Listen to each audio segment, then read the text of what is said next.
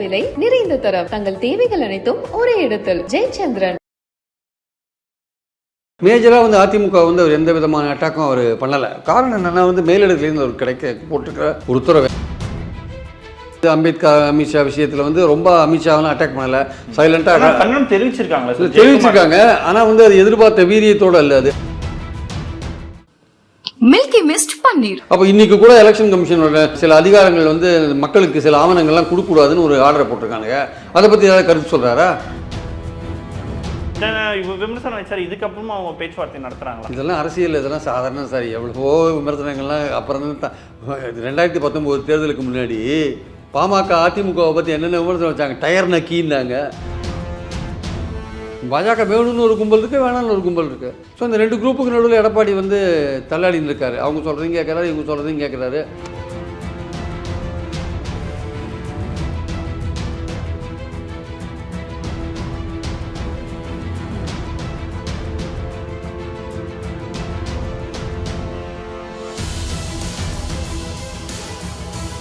மின்னம்பலம் நேயர்களுக்கு வணக்கம். நான் விஷால் பொலிவர். இன்றைய சிறப்பு விருந்தினர் மூத்த பத்திரிகையாளர் பிரியன் அவர்கள். வணக்கம் சார்.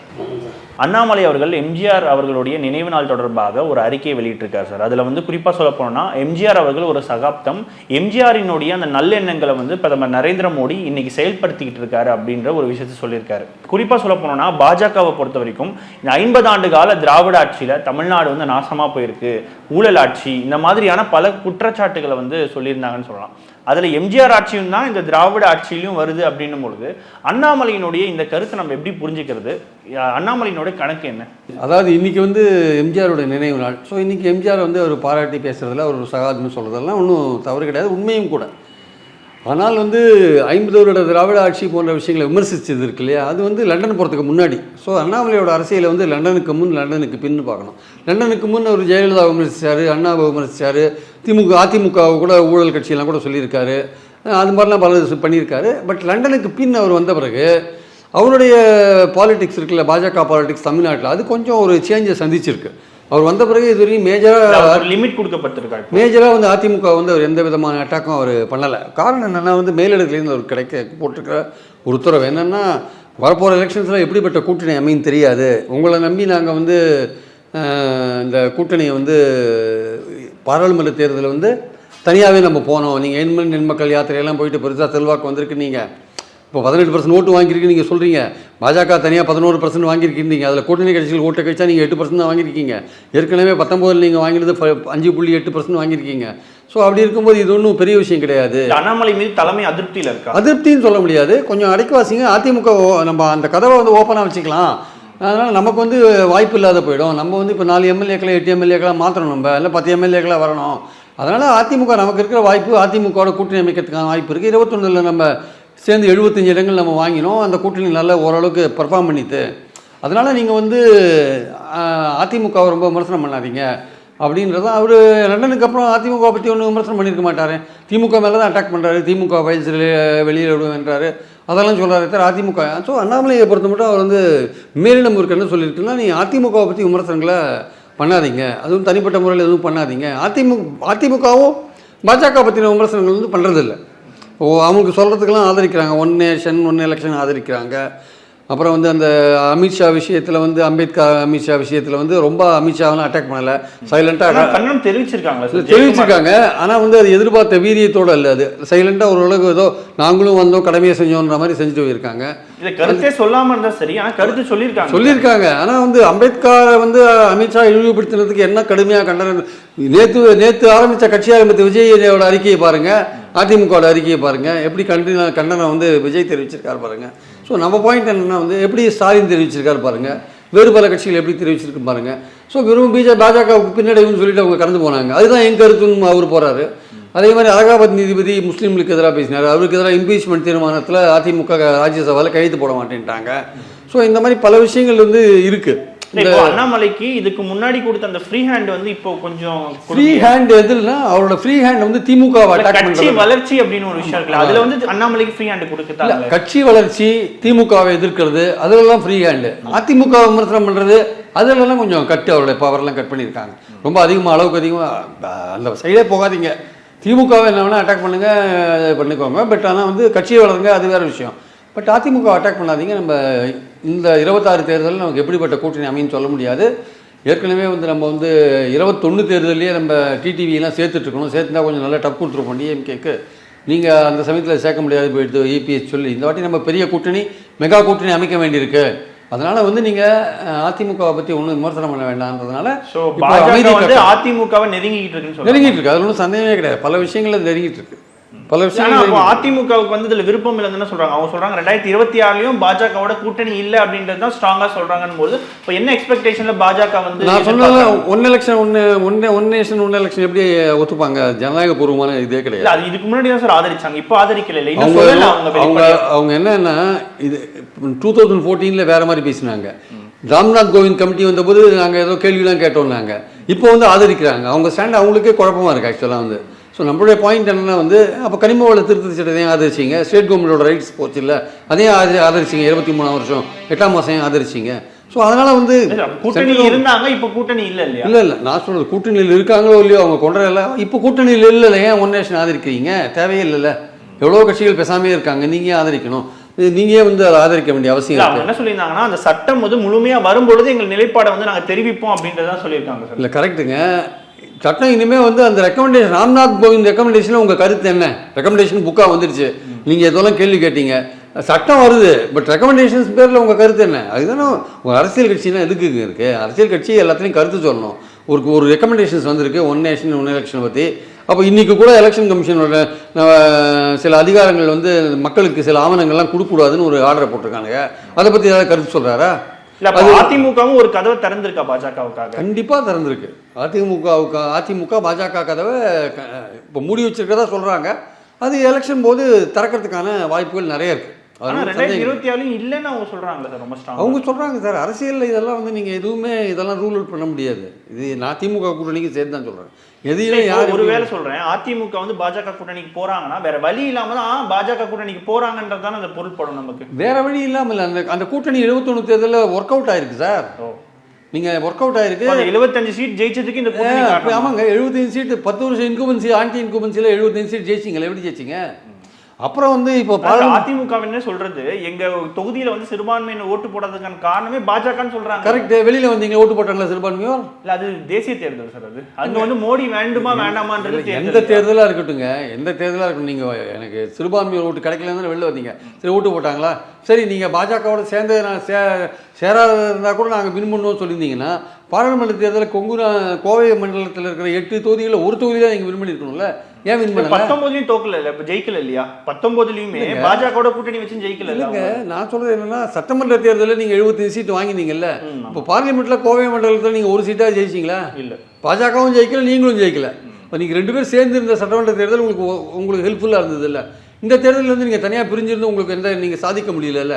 ஸோ இதெல்லாம் வந்து சொல்கிறது என்னென்னா, அதிமுகவில் இருக்கிற பாஜக ஆதரவாளர்கள் என்ன சொல்கிறாங்க, இதனால் நமக்கு வந்து ஒரு இயற்கையான கூட்டணி. அவங்க சொல்கிறது என்னென்னா, நமக்கு வந்து ஒரு இயற்கையான கூட்டணி வந்து பாஜக தான். இல்லை, இவங்க ஒரு சாஃப்ட் இந்துத்துவா, அவங்க ஒரு ஆடி இந்துத்துவா அப்படின்ற மாதிரி அவங்க சொல்கிறாங்க. எங்களோட ஓட்டே அவங்களுக்கு போயிருக்கு சார், நாங்கள் அவங்களோட சேர்ந்துருந்தா அந்த ஓட்டையும் சேர்த்து வாங்குவோம் அப்படின்னு அவங்க சொல்கிறாங்க. சரி, இன்னொரு விஷயம் என்னன்னா, விஜய் அவர்கள் வந்து கூட்டணிக்கு வரலை அப்படின்றது வந்து புசி ஆனந்த் வந்து தெளிவாக சொல்லியிருந்தார் இல்லையா? அதன் பிறகுதான் இந்த நடவடிக்கைகள்லாம் நடக்குதா? இல்லை நம்ம இன்னும் நம்பிக்கை இழக்கலை. அந்த கதவையும் விஜயும் வருவார். ஆமாம், அந்த நம்பிக்கையும் வந்து அதிமுக அந்த கதவையும் திறந்து வச்சுருக்காங்க. அந்த கதையும் அது அவங்க என்னென்னா, பாஜகவோட போனால் அவங்களுக்கு இன்னொரு சின்ன ஒரு டிஸ்அட்வான்டேஜ் இருக்குது. இந்த ஓபிஎஸ்சி தினகரெல்லாம் வந்துடுவாங்க மறுபடியும் உள்ள. அதனால் எடப்பாடிக்கு ஒரு பிரச்சனை வரும். சரி, அவங்க அரசியல் மறுபடியும் ஒரு துளிர் விட்டு மேலே வரும். அதை எப்படி அடக்கிறது? இப்போ நீங்கள் விஜயோட போனால் அவங்க வரமாட்டாங்க, அவங்க பாஜகவோடையே இருப்பாங்க. அதனால் இவர் வந்து விஜயோட தான் ட்ரை பண்ணுறாரு. ஆனால் விஜய் என்ன சொல்லிட்டாரு, எனக்கு 60 சீட்டு டெப்டி சீஃப் மினிஸ்டர்னு சொன்னார். அது பேச்சு ஆரம்பித்து பாதியிலே நின்று போச்சு. அதுக்குள்ளே அவங்க மூடிட்டாங்க கதவை. இப்போ வந்து விஜய் தரப்பில் வந்து நீங்கள் எலெக்ஷன் போது பார்த்துக்கலாம் அப்படின்ற இதில் இருக்காங்க. அதுக்கு நடுவில் வந்து சீமானும் விஜயும் வந்து பேச்சுவார்த்தை ஆரம்பிச்சிருக்கிறதா ஒரு தகவல். மறுபடியும் ஆமாம், சீமானும் விஜயும் சேர்ந்து நம்ம போட்டி போட்டாங்க அப்படின்ற மாதிரி. ஏன்னா சீமானுக்கும் அவருடைய கட்சியிலேருந்து நிறைய பேர் விலகி போயிட்டு இருக்காங்க, அவருடைய ஓட் பேங்க் போயிட்டு இருக்கு.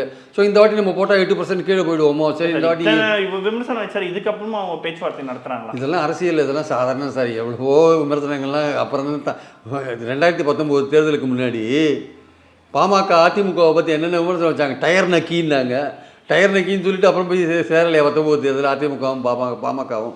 இதெல்லாம் அரசியலில் வந்து பெரிய விஷயம் கிடையாது. நான் சொல்ல வரது என்னன்னா, அந்த நேரத்தில் ஏதோ விமர்சனங்கள் சொல்கிறாங்க. அப்புறம் அப்போ விஜய் இன்னொரு ஆப்ஷன் இருக்குது அதிமுகவுக்குமே. அதிமுகவுக்கு விஜய் ஒரு ஆப்ஷன் இருக்குது. அது விஜய் கையில் தான் இருக்குது. அந்த அந்த அந்த விஷயத்தை வந்து ஓகே பண்ணுறது விஜய் கையில் தான் இருக்குது. இவங்க கையில் இல்லை சார். இப்போ அதிமுக வந்து பாஜகவோட கூட்டணிக்கு போகாததுக்கு காரணம் வந்து அண்ணாமலைன்ற ஒரு தனிநபர் தான் காரணம்ன்ற ஒரு விமர்சனம் வச்சாங்க. இதை தாண்டி டிடிவி ஓபிஎஸும் இருக்காங்களா அந்த இடத்துல? இல்லை அண்ணாமலை வந்து முன்னாடி லண்டன் போகிறதுக்கு முன்னாடி அவர் அந்த பார்லிமெண்ட் எலெக்ஷன்ஸுக்கு முன்னாடி வச்ச விமர்சனங்கள்லாம் தான் அது ஆக்சுவலாக. அதெல்லாம் இப்போ எடப்பாடி வந்து அண்ணாமலை அக்செப்ட் பண்ணிக்கிட்டாரா? அது வெளில சொல்லலை சார், அக்செப்ட் பண்ணல. அவர் பாஜக மேலிடத்தோட கான்ட்ராக்டில் இருக்காங்க சார். அவங்க மேலிடம் வந்து அண்ணாமலைக்கு அமைதியாக இருங்கன்னு சொல்லியிருக்கு. அதிமுக பற்றி விமர்சிக்காதீங்க. தமிழிசை ஏன் சொல்கிறாங்க அதிமுகவோட கூட்டணி வைக்கிறது பெட்டர்னு ஏன் சொல்கிறாங்க? நயினார் நாகேந்திரன் அதிமுகவோட கூட்டணி வந்தால் பெட்டர்னு ஏன் சொல்கிறாங்க? வெளியில முடிவு பண்ணுன்னு சொல்கிறாங்க, ஆனால் கூட்டணி வச்சா பெட்டர்னு சொல்கிறாங்கல்ல. இதெல்லாம் வந்து கட்சிக்காரங்க பெரும்பாலும் அதிமுகவோட கூட்டணி போடுறதுலாம் பாஜகவில் இருக்கிறவங்களும் இருக்காங்க. அண்ணாமலை வந்து கட்சியை வளர்க்கணும்னு சொல்லி பார்லிமெண்ட் தேர்தலில் தனியாக போய் நின்னாரு, தோத்தாரு. தமிழ்நாட்டில் ஒரு இடம் வரல. ஒரு 2 பேர் சேர்ந்து இருந்தாங்கன்னா ஒரு 5-6 சீட்டு வின் பண்ணியிருப்போன்றது தான் பாஜகவுடைய பார்வையாக இருக்குது. ஸோ அதனால் இந்த வாட்டி வந்து அண்ணாமலை நீங்கள் கொஞ்சம் அடைக்கி வாசிங்க, எப்படிப்பட்ட ஒரு நிலைமை போகும்னு தெரியாது. அதனால் அதிமுக நம்ம வளர்ச்சி போடணும்னா நம்ம ஓரளவுக்கு அமைதியாக போகிறது பெட்டரு. ஆனால் அதே சமயம் அதிமுக என்ன பண்ணுது, பாஜகவோட ஒரு போகிற மாதிரி இருக்கலாம். நம்ம ஏன்னா அவங்ககிட்ட அதிகாரம் இருக்குது, நம்மளை பல வகைகளை தொந்தரவுப்படுத்துவாங்க. நம்ம அப்புறம் சின்ன வேற மாட்டின்னு இருக்கு. அந்த சின்னத்தை ஏதாவது முடங்கிட்டாங்கன்னா ஒம்பு. அதனால் கொஞ்சம் ஓரளவுக்கு அவங்க சட்டங்களை ஆதரிக்கலாம், இல்லை அவங்களுக்கு ஏற்றபடி ஏதாவது ஒரு செயல்படலாம், ஒரு சாஃப்டாக போய்க்கலாம். அதே சமயம் தேர்தல் இருக்கும்போது ஒருவேளை விஜய் ஏதாவது வரா மாதிரி இருந்தால் அப்போது நம்ம நெருக்கத்தில் கைடி விட்டால் பாஜக நம்ம ஒன்றும் பண்ண முடியாது. இப்போவே நம்ம இதை மாதிரி ஒரு இண்டிகேஷன்ஸ் கொடுத்தா அதாவது அவங்க நம்மளை ஏதாவது பிரச்சனை பண்ணுவாங்க, ட்ரபிள் பண்ணுவாங்க, வேண்டாம் அப்படின்ற மாதிரி ஒரு எண்ணம் எடப்பாடிக்கும் இருக்குது. எடப்பாடியே இருக்குது, ஜெயக்குமாருக்கு இருக்குது, கேபி முனுசாமி, அவங்களாம் வந்து பாஜக வேண்டாம்னு சொல்கிறவங்க. பாஜக வேணும்னு ஒரு கும்பல் இருக்குது, வேணாம்னு ஒரு கும்பல் இருக்குது. ஸோ இந்த 2 குரூப்புக்கு நடுவில் எடப்பாடி வந்து தள்ளாடின்னு இருக்காரு. அவங்க சொல்கிறதையும் கேட்குறாரு, இவங்க சொல்கிறதையும் கேட்குறாரு. அதே சமயம் மத்தியில் இருக்கிற பாஜகவும் பாஜக வேண்டாம்னு அப்படி மெதுவாக மூவ் பண்ணிகிட்டு இருக்காரு. ஏன்னா ஒரு பொலிட்டிக்கல் பார்ட்டிக்கு அதிமுகவுக்கு வந்து வரப்போகிற தேர்தல் முக்கியமான தேர்தல். அவங்க ஆட்சியை பிடிக்கிறாங்களோ இல்லையோ ஒரு கணிசமான நம்பர்ஸ் அவங்க எடுக்க வேண்டிய அவசியம் இருக்குது. அது எடுக்கலைன்னா அந்த கட்சி தொண்டன் வந்து ரொம்ப. ஆனால் குறிப்பாக எடப்பாடி அவர்கள் பொதுக்குழுவில் பேசும்பொழுது மக்கள் விரும்பும் கூட்டணியை நாங்கள் அமைப்போம் அப்படின்றத சொல்லியிருந்தாரு. இப்போ அந்த கூட்டணி அமைப்பதற்காக எடப்பாடி வந்து என்ன விதமான தியாகத்தையும் செய்வாரா? கூட்டணி கட்சிகளுக்கு அதிக சீட்டு கொடுக்கறது அந்த மாதிரி தியாகம் தான் சார். இப்போ நீங்கள் விஜயோடு சேர்ந்தீங்கன்னா நிறையா சீட்லாம் கொடுக்க வேண்டியிருக்கும். அதுதான் தியாகம் ஆக்சுவலாக. அது செய்வாரா இல்லைன்னு பொறுத்து வந்து பார்க்கணும். ஆனால் விஜயோடைய செல்வாக்கு நமக்கு தெரியாது.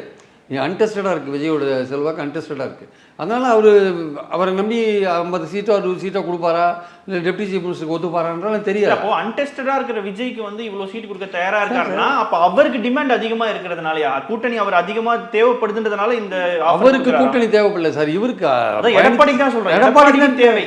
இப்போ எடப்பாடிக்கு தான் முக்கியமான தேர்தல் இது. விஜய்க்கு வயசு இருக்குது சார். அடுத்த தேர்தலும் பார்ப்பார், அதுக்கு அடுத்த தேர்தலும் பார்ப்பார், பார்த்துட்டே இருப்பார். பாஜக ஒரு நேஷனல் பார்ட்டி. இந்த தேர்தலை விட்டால் அதுக்கு அடுத்த தேர்தல் இருப்பாங்க. மத்தியில் ஆட்சியில் இருக்காங்க.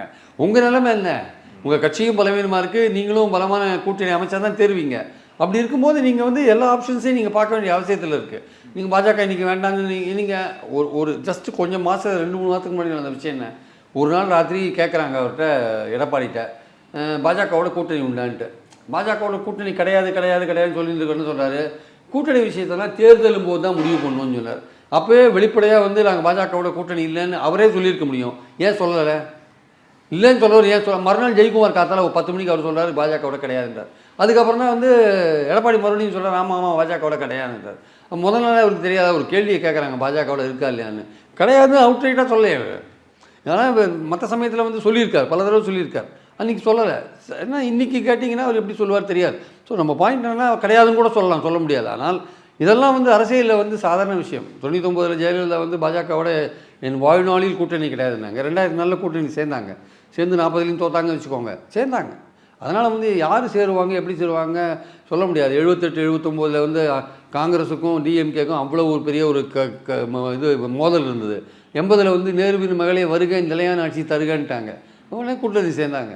இதெல்லாம் வந்து அரசியலில் வந்து என்ன நேற்று இப்படி பேசுனீங்களே, முந்தா நேற்று அப்படி பேசுனீங்களே, இது ப்ராக்டிக்கல் பாலிடிக்ஸு. உங்கள் கூட நான் சேர்ந்தால் எனக்கு வின் பண்ண முடியுமா? என் கூட நீங்கள் சேர்ந்தீங்கன்னா உங்களுக்கு ஏதாவது ஆதாயம் உண்டா? இதுதான் வந்து இன்றைக்கி தேர்தல் அரசியல்.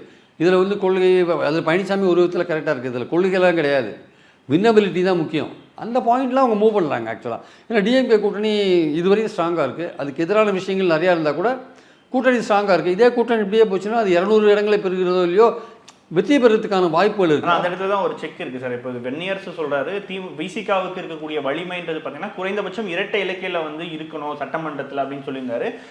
வரக்கூடிய தேர்தலில் வந்து 25 தொகுதிகளுக்கு நாங்கள் கேட்குற மாதிரி இருக்கும் அப்படின்னு சொல்லியிருந்தாரு. ஆனால் திருமாவர்கள் பார்த்தீங்கன்னா அது மறுப்பு தெரிவிச்சிருக்காரு. இது எப்படி பார்க்குறது நம்ம? அதோட தனிப்பட்ட கருத்துன்னு சொல்லிட்டார். இல்லை, வன்னியரசு சொன்னதில் ஒன்றும் தப்பு இல்லை. அவர் சொன்னதில் ஒரே விஷயம் என்னென்னா வந்து அவரோட கட்சியோட உள்ளரங்கில் சொல்லியிருக்கணும், உள்கூட்டத்தில் சொல்லியிருக்கணும். செய்தியாளர்கிட்டயே சொல்லியிருக்காரு அந்த விஷயத்தை. அதான் அது வந்து அவர் வந்து கட்சி வெளிப்படையாக சொன்னது வந்து, ஏன்னா ஏற்கனவே ஆதவ் அர்ஜுன் விஷயத்தில் ஒரு இப்போ தான் ஒரு புயல் அடித்து ஓஞ்சிருக்கு விசிகால. அதுலேயே ஏற்கனவே அந்த இடத்த இவர் ஃபில் பண்ணுறாரு. அந்த இடத்த ஃபில் பண்ணுறாரோ இல்லையோ, அடுத்த சர்ச்சைக்கு ஒரு வித்திட்டு இருக்காரு இவர். இப்போ பார்க்குறவங்க என்ன பண்ணுவாங்க, திமுக கூட்டணிக்கு எதிராக இருக்கிறவங்க திமுக கூட்டணியில் ஏற்கனவே வேல்முருகன் கொஞ்சம் அதிருப்தியாக இருக்கார், கொங்கு ஈஸ்வரன் கொஞ்சம் அதிருப்தியாக இருக்கார். அடுத்து விடுதலை சிறுத்தைகள் இப்போ தான் கொஞ்சம் ஒரு சரியான மாதிரி இருந்தபோது நிலைமை, இப்போ இவர் ஒரு குண்டை தூக்கி போட்டார் 25 இடம்ன்ட்டு. அதை வச்சுட்டு திமுக கூட்டணியில் ஒரு உரசல் புகைச்சல் அப்படின்லாம் பேசுவாங்க இல்லையா. அதனால் வந்து அதுக்கான வாய்ப்புகள், அதனால தான் திருமாவளவன் உடனே அது அவரோட தனிப்பட்ட கருத்து அப்படின்னு சொல்லிட்டார். ஆனால் அவங்க கேட்டதில் ஒன்றும் தப்பு இல்லை. அவங்க உள்ளரங்களுக்கு பேசி அதை வந்து திமுக தலைமையிட்ட பேசியிருக்கணுமே தவிர இப்படி வெளிப்படையாக பேச வேண்டிய அவசியம் இல்லை. ஆனால் இப்போ திருமாவளவனே உருவாக்குறாரா இந்த விஷயத்தை?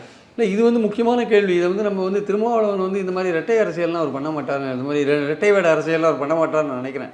ஏன்னா அவர் வந்து ஒரு இரட்டை வேட அரசியல் வேற, ஆனால் வந்து நீங்களும் ஒரு பக்கம் பேசுங்க, என்னோட கருத்து நான் சொல்கிறேன் அப்படின்னு அந்த மாதிரிலாம் வந்து பேசுறதுன்னா அவரே நேரடியாக பேசுவார். அவர் வந்து இன்னொருத்தரை வச்சு பேசுவார் பரவாயில்லன்னு. நிச்சயமாக அவருடைய பாலிடிக்ஸை நான் பார்க்கறதுனால 30 வருஷமாக அவர் பார்க்கறதுனால அந்த மாதிரியான ஒரு பாலிடிக்ஸ் அவர் கையில் எடுக்க மாட்டார்னு நினைக்கிறேன். அவர் நியாயம்னு நினைக்கிற விஷயத்தை அவர் பேசுவார். அது அது கரெக்டாக எந்த இடத்துல பேசுகிறோமோ அந்த இடத்துல பேசுவார். அவரே சொல்கிறாரு, திமுக தலைமையிட்ட சரியான நேரத்தில் நாங்கள் பேசுவோம் தானே அவரே சொல்கிறார். அதனால் வந்து இவங்க இந்த ஆர்வக்கோளாறுல இவங்கெல்லாம் பேசுகிறாங்க. அது ஏற்கனவே இருக்கிற திமுக கூட்டணிக்கு தலைமை தாங்குகிற கட்சிக்கும் இந்த விசிகாவுக்கும் ஒரு உரசலை உண்டாக்குற மாதிரியான ஒரு விஷயம் இப்போ திமுகவில் இருக்கிறவங்க நினைப்பாங்க. சார், இது எல்லாமே மற்றவங்க தான் செய்கிறாங்கன்ற ஒரு பாயிண்ட்டை வந்து வைக்கிறாங்க. இது கூட்டணி கட்சியில் இருக்கிறவங்களே செய்கிற விஷயங்கள் தானே இது எல்லாமே. வேல்முருகன் சொல்கிறதா இருக்கட்டும், அது விசிகாவிலேருந்து வன்னியரசு சொன்னதாக இருக்கட்டும், இது ஆதவ அர்ஜுனா சொன்னதாக இருக்கட்டும், இது எல்லாமே கூட்டணி கட்சிக்குள்ளே இருந்து பண்ணுறது தானே, வெளியிலேருந்து யாரும் பண்ணல இல்லையா? கூட்டணி கட்சிக்குள்ளே இருக்கிறதுனாலே இப்போது நீங்கள் வேங்கவேலில் பேசலாம், சாம்சங்கில் பேசலாம், ஆம்ஸ்ட்ராங்கில் பேசலாம், கள்ளச்சாராயத்தில் பேசலாம். அதெல்லாம் வந்து அரசியல் ரீதியான விஷயங்கள், மக்கள் பிரச்சனை, நிர்வாக பிரச்சனைகள், அரசாங்கத்தோட ஃபெயிலியர், அந்த மாதிரி விஷயங்கள். இது வந்து கூட்டணிக்குள்ள இடப்பிரச்சனைகள், இல்லை கூட்டணி அரசாங்கத்தை விமர்சிக்கிறது, நீ ஊழல் அரசாங்கம், நீ மன்னராட்சி, அதெல்லாம் கொஞ்சம் எக்ஸ்ட்ரீமான விஷயங்கள். அது வந்து கூட்டணிக்கு தலைமை தாங்குற கட்சி அதை ஏற்றுக்க முடியாது. நீங்கள் அரசாங்கத்தை விமர்சித்து அவங்க ஒன்றும் சொல்ல மாட்டாங்க, நீங்கள் ஆர்ப்பாட்டம் நடத்தினீங்க கூட ஒன்றும் சொல்ல மாட்டாங்க. ஆனால் when it comes to கூட்டணி வரும்போது அது இடங்களோ இல்லை வேறு இந்த மாதிரியான அந்த கூட்டணி கட்சியை வந்து நீங்கள் உதயநிதி 4 வருஷத்தில் டெப்டி சிஎம்மாக வந்துட்டார், இந்த மாதிரி விஷயங்கள்லாம் வந்து கூட்டணிக்கு தலைமை தாங்குற கட்சி வந்து அவ்வளோ சீக்கிரம் ஜீரணிக்காது ஆக்சுவலாக. அதனால் இவங்க கொஞ்சம் ஓரளவுக்கு அந்த கூட்டணி தர்மத்தை அனுசரித்து போகணும். அதில் வந்து ஆதவ அர்ஜுனா எல்லை மீறினார், அவர் வெளியில் போனார். இவர் எல்லை மீறினார்லாம் சொல்ல மாட்டேன், இவர் வந்து தொண்டர்கள் நினைக்கிறத அவர் சொன்னார், அதை உள்ளரங்களை சொல்லியிருக்கணும், அது வெளியில் சொல்லிட்டார், அவ்வளோதான். அது வந்து தேவையில்லாத ஒரு என்ன சொல்கிறது, இப்போது திமுகவுக்கு எதிராக இருக்கிறவங்களுக்கு ஒரு இதை கொடுத்துருக்கு, அவங்களுக்கு ஒரு அம்யூனிஷன், அவங்களுக்கு ஒரு இது பேசுறதுக்கான ஒரு வாய்ப்பு, வெறும் வெல்றவங்களுக்கு அவல் கொடுத்த மாதிரி. அது நிச்சயமா சார். பல்வேறு கேள்விகளுக்கு மிக ஆழமாக பதில் தந்தமைக்கு நன்றி சார். குறைந்த விலை, நிறைந்த தரம், தங்கள் தேவைகள் அனைத்தும் ஒரே இடத்தில். ஜெயச்சந்திரன் மில்கி மிஸ்ட் பன்னீர். மின்னம்பலம்.com தமிழின் முதல் மொபைல் பத்திரிகை.